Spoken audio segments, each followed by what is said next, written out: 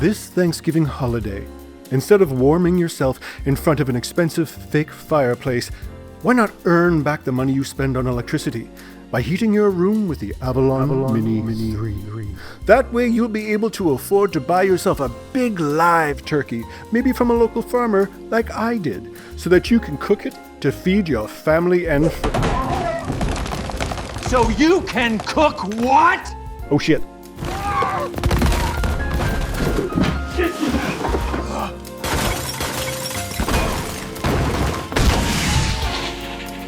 The Avalon Mini3, the cozy heater that also mines Bitcoin.